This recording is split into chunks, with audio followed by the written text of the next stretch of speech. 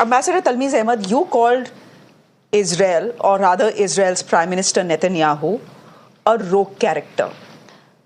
My point to you is, many people who are watching this broadcast, and Indians by and large do support Israel and the Israelis. That is not certain at all. Well, the Indian we government... don't know about that. We can have a difference of opinion on that.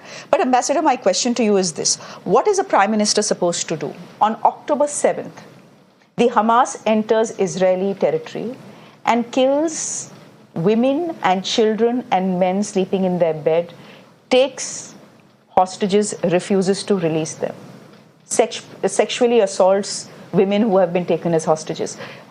What is a Prime Minister supposed to do, if not go, quote-unquote, the Israeli side has given this narrative which you just... But we saw the pictures. It has got very little evidence so far in public, particularly about sexual assault, that has itself been rebuked and now refuted.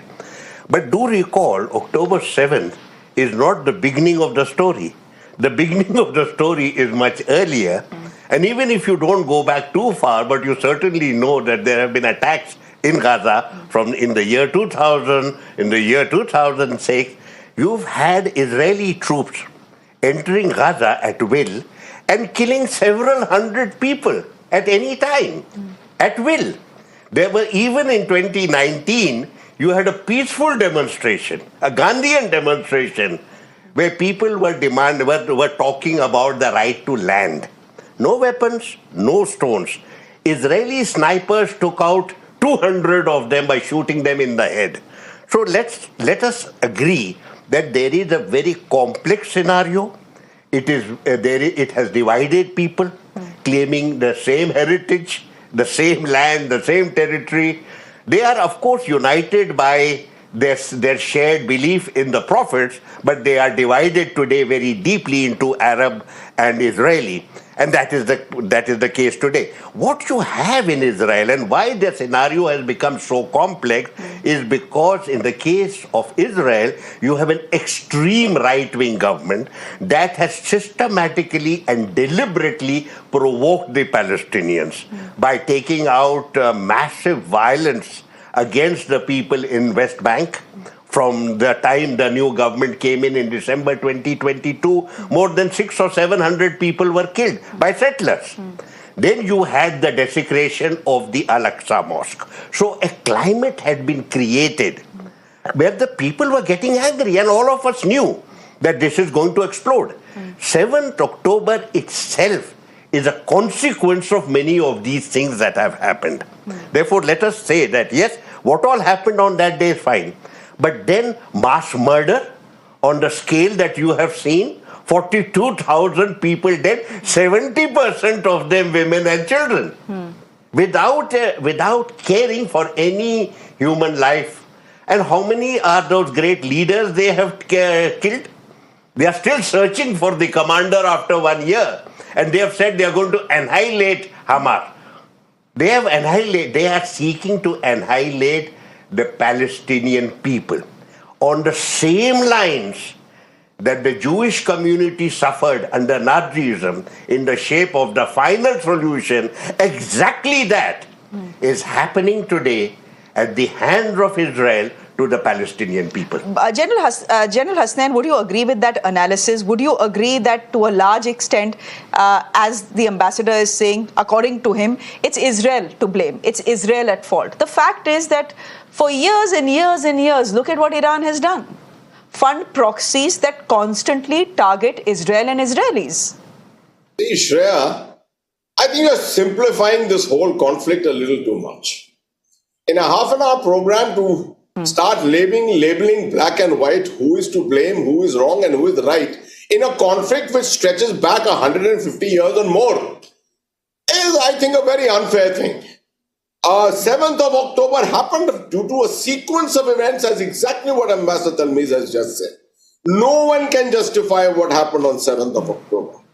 1,200 lives lost, over 250 people taken hostage, and thereafter a doctrine followed by Israel of hunting for the last Hamas terrorists by pounding Gaza without bothering about the collateral. Who can ever accept this in the world?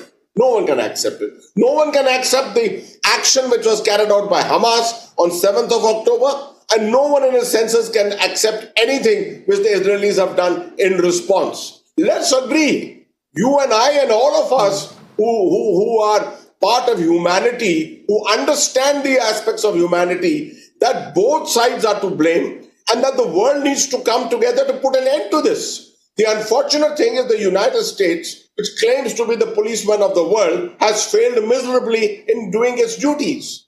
And that is the unfortunate thing in this entire case.